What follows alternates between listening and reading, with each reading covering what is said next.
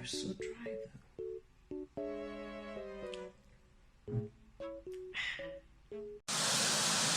My sister told me to avoid salads, avoid fruit and cheese. But that's what they served me. Welcome to today's video. Today we are going to talk about my surgery, my actual surgery. This is a story time which will probably have 3 parts, so if you haven't watched the first one, go back and watch it. And this one is probably the most entertaining of them all. And before we start, don't forget to subscribe, hit the notification bell and like this video. It will help me a ton. I mean, if you like my content, if this is not the first video you're watching of me, just subscribe. You clearly want to see my face more often. We finished the previous video by me saying I had my surgery booked and I was going to do COVID test and a blood test just before my surgery. My surgery was on a Tuesday morning, so the hospital scheduled me to do a COVID test and a blood test on the Saturday previous to my surgery. They sent me a letter and everything, and they said from that Saturday all the way to the surgery I had to quarantine, because if the test came negative then I had to quarantine to make sure I was gonna go through surgery with no COVID. Although I went through the NHS, I think because at the moment, because they're like really busy with COVID tests and whatnot, they scheduled my appointment to be with the private hospital, and they scheduled my surgery to be with the private hospital, yet the NHS covers all the costs. So I was, you know, really pleased with that. I was like, I'm gonna go to a fancy hospital and the NHS pays for it. Yes, I love that. Saturday morning came and I went to the hospital and I went to do my COVID test and my blood test. Just a bit of additional information. I've never done a COVID test in my life, so this was the first time, and I have done some blood tests and I'm very likely to faint in a hospital if I see blood or if I think about discussing things, and I start getting dizzy and I faint. And yeah, I fainted so many times at hospitals before, so just bear that in mind. I got in to do my tests at the private hospital and it was a nurse and then another person that I am not sure what she was. Like, I don't know if she's like an assistant or a student, but clearly she was not like a full-fledged nurse. She was wearing different colors than a nurse was, and yeah, you're gonna see what I'm saying. I got in the office and the nurse said, you know, we're gonna do a COVID test. So it's gonna be like the back of your throat, and we are also gonna do one up your nose. And I've heard these ones up your nose are pretty bad, like pretty bad. She said usually from the back of your throat some people puke a little bit, but I didn't. So she put like a thing down my throat. It's very weird, and she touched the back of my throat. It was a very weird sensation, but I didn't feel like puking, so that was fine. And then she did the COVID test like up my nose. It was like tiny painful, like I don't know, a scale from 1 to 10 of what I felt before, probably a 5 or 4. Like, it wasn't too bad, but like it was so weird because she did the test on my left nostril and I had a tear coming down this eye, and then she did a test on my right nostril and I had a tear coming down this eye.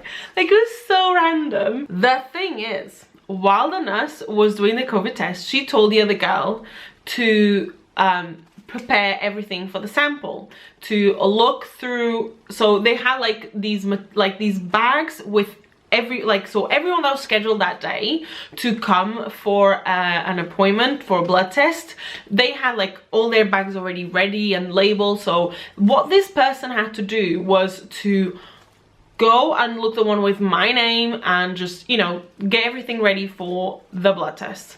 By the time I finished the COVID test, she still didn't know what bag it was, so the nurse had to help her find out what bag was mine.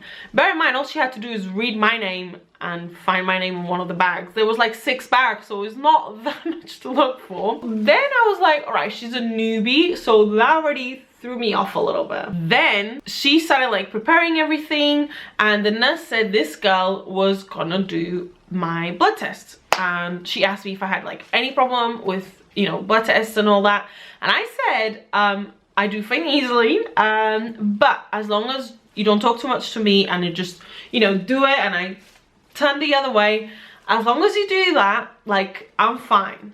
I said, oh yeah, like, no problem, like, it will be so fast, like, it was gonna be so cool. I was like, cool, thanks. And so this girl comes to me, she's like, oh, like, which hand, like, which arm do you want?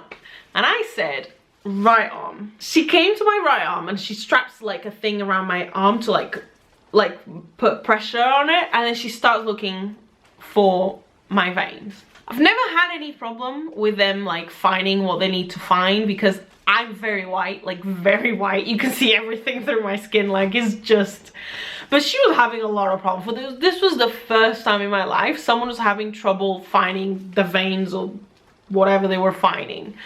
And I was like, okay, like, okay. So then she was like, oh, you know, do this and then like do this and you know it will help, blah blah. And she was like, she took like 2 minutes to finally like, okay, I'm gonna put the needle now.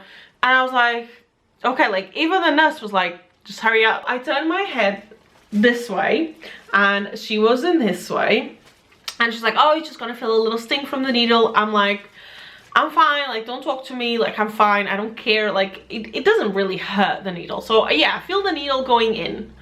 And then she took like a long time. I was trying to focus like on other things, because if I imagine what she's doing, I start getting dizzy. And it took like so long, and I started to feel like this part of my arm where she was, I started to feel like it was getting warm. And I was like, I've never felt this before. And the nurse was staring at her, and all of a sudden the girl just said, I have no idea how I did this. Oh my god, this never happened to me before. At that moment, the nurse like went around grabbing loads of tissues and coming like putting tissues here. I was like, oh my god, what did she do? Because she kept saying, while the nurse was cleaning clearly my blood, that's why my arm was warm, because there was like blood everywhere. She clearly was cleaning, and then this girl was keep saying, oh my god, like I'm so sorry, I don't know how I did this, oh my god, like I don't know what to do. And I was like, oh my god, like I didn't want to look, because like if I look I'll faint.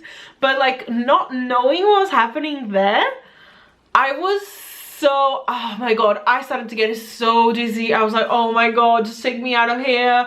Oh my god, like just get over with, blah blah. I was just like, it was just so much. And I was like, and the nurse was like, oh, think about the beach, or think about happy thoughts. And I was like, how can I think about happy thoughts if I see like you cleaning all this blood and this woman keeps saying she doesn't know what she's doing, like. And then this woman, like, she's just staring while the nurse cleans everything. Everything was clean. I feel they're putting the plaster, and I said, oh, like, is it done? And the girl said, oh no, like, it went wrong on this arm, so we have to do on the other arm. At that point, I was like, kill me. And I thought, maybe the nurse will do herself, because, you know, that took a long time. It went wrong, so maybe the nurse will do it, you know? Nah. The nurse was like, well, this is taking longer than usual. We have so many patients waiting for us outside. I'm gonna start and take another one into a different room. And I was like, don't leave me alone with this woman. She has no clue what she's saying. She's gonna kill me. I was like, she's gonna kill me in here. And I was like, fine, like, I don't want to be rude. I don't want to say, excuse me, can you do it yourself? Get this bitch away from me. I don't want to be rude. So I was like, fine, you know, just breathe, you'll be fine. The nurse left the room for like 2 minutes while this girl was like looking for everything for, you know, that she needed for my next arm. And she kept going back. She went out of the room like 6 times. I'm not even exaggerating. Like, she went out of the room like 6 times. She did not, like, she didn't know how to do anything. She kept going out to ask the nurse where things were stored, because I could hear her, where things were stored, how to do this, how to do that. And I was like, are you seriously? I was like, this nurse is leaving me alone with this woman.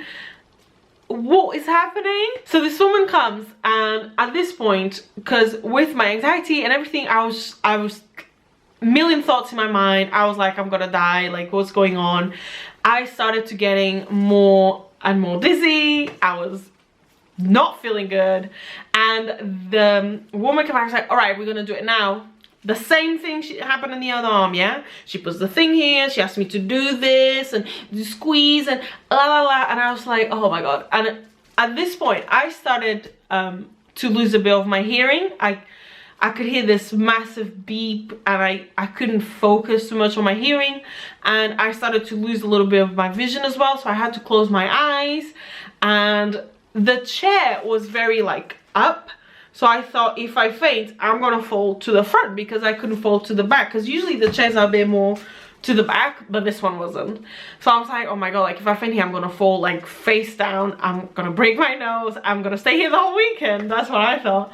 And so this woman starts doing it, and I was looking like this, and I was like trying to focus so hard not to faint. I was like trying to think on anything else. She finally does her job, she's doing it, and she keeps talking to me and describing everything that she's doing, and I'm like, I don't want to know. Didn't I tell in the beginning, don't talk to me? She kept going and going, and I was like, oh my god. When I finally felt the plaster in my arm, I just asked her.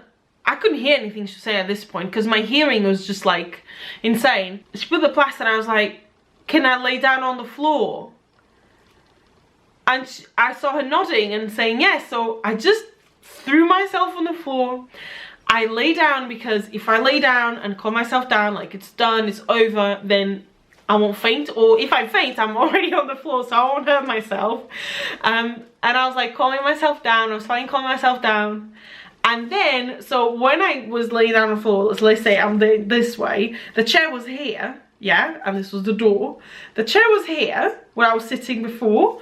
So I was laying down, then I was like controlling my breathing, all of that, and then I turned this way, and I saw on the floor, there was my blood on the floor still. I was like, oh, like disgusting. I was like, oh my god, like it's absolutely gross, like absolutely gross.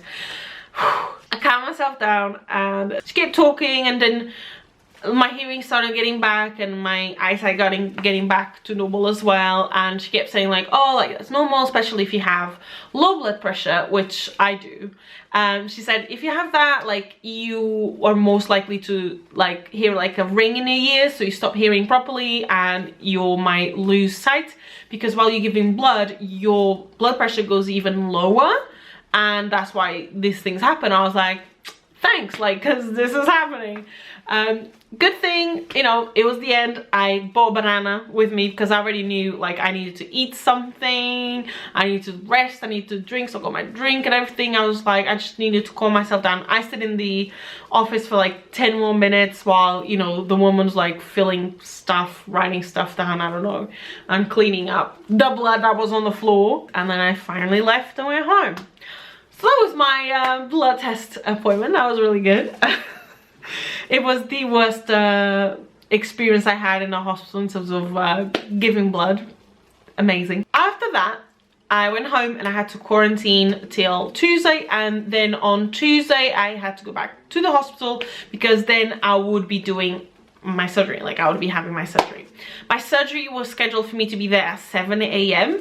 So I got there at 7 AM. I had to fill like a lot of paperwork that I had already done online, but all right. I did a lot of paperwork, and then a woman took me into a bedroom, and it was literally like a hotel room. I've seen hotel rooms smaller than that. It had a TV, it had a private toilet, it had everything. Once I got into the bedroom, I had what I think was a nurse coming over, and she explained to me like everything. She gave me like a literally like a container like a proper, like, it looked like a food container. She asked me to pee on it because I had to do a pregnancy test. And then she gave me these socks that I had to wear. There's like this tight socks that you put on your legs. She said I have to wear it for 2 weeks after the surgery. And she gave me these beautiful robes for me to wear. And she said I had to wait for a few hours until it was my turn, because there was 4 of us going to surgery that morning, and I would eventually be my turn. So they'll come back to the room when it was my turn. After the nurse left, I had both surgeons to come over, both doctors. I had the anesthetic person as well coming over and explain everything. I had the lady that was like taking care of those rooms and asked, you know, said they're gonna get us lunch and blah blah. So yeah, I had like all of that. Like, there's people coming and going for the next like 2 hours. The nurse was the last person to come once again, and she said there was someone else going before me for surgery, so I'll probably gonna wait like 2 hours for my surgery. So my surgery was gonna be around 11 o'clock. It was a great room. Like, I was there, I was on bed, I was with my phone. If I want to watch TV, I would pay £3. Like, I don't need to watch TV, thank you. I stayed for the next 2 hours, like all by myself, 2 hours and something, and then she came and she said, we're going to surgery. They took me in the bed. They took the bed that was in my room, like, and I was like, right, like, I felt like, I don't know, like a princess or something, or a queen, when it's like you get carried around and everyone in the corner is saying hi, and I was like, okay. I got into close to the surgery room. I saw the time, it was past 11 o'clock, and then this woman said, you know, she's gonna be with me while I went to sleep. So she took me to the place and she asked me to lay down on the like surgery table, I think that's how you call. And I was really trying to focus on like trying to remember as much as I could before I fell asleep. Like, I wanted to know, like, because I've never been under like a general anesthesia. Like, I've never been asleep, and it was so weird. So the guy came and he said, you know, you're probably gonna feel like some people feel like cold, others feel warmth. I didn't feel any of that. I just know, like, I was laying down and this woman, she was talking to me and we're having a chat. I think she was like asking me questions because she wanted to know when I would, you know, stop. I was just fall asleep, you know. She was just making sure I was not conscious anymore. So she kept like asking me questions, we're trying to have a chat, and then the guy put the thing. I didn't feel like anything in my body, and all I know is like I was talking to this girl. There was like this giant thing on top of me, and I was talking to this woman, and I can't remember what, like, she said like, oh, happy thoughts, blah blah, and I said, oh, because she gave me, yeah, they gave me like an oxygen mask as well. And she's like, oh, this is procedure. And I was like, oh, like the oxygen mask, like it smells like, oh, it's so random. Maybe it was the anesthesia already, I don't know. But I said like, it smells like, you know, those things that the kids put around their arms to flow in the water. Like, how do you call it? And I said it smelled like that. And she's like, really? I was like, yeah, like it really smells like that. So if you want me to think of happy thoughts, I'm gonna think of a swimming pool. I don't know why I said that. I was just like, why did I say that? Like, it's just so random. I believe that was the last thing I said. I'm not sure. Last thing I knew, I was waking up somewhere else, and I think it was the same lady next to me. I'm not sure at this point. While I was in surgery, I had a dream. Like, this is, I didn't think, I thought you like, you close your eyes and you open your eyes and that's done. No, I had a dream. I was dreaming of watching Harry Potter's TikTok.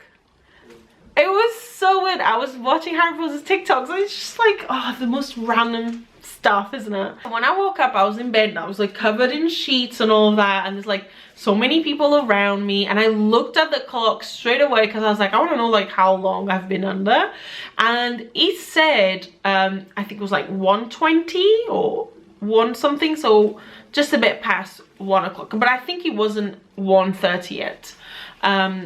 So yeah, so I was a bit cold, but I didn't say anything because I was just like still opening my eyes. I couldn't really speak yet.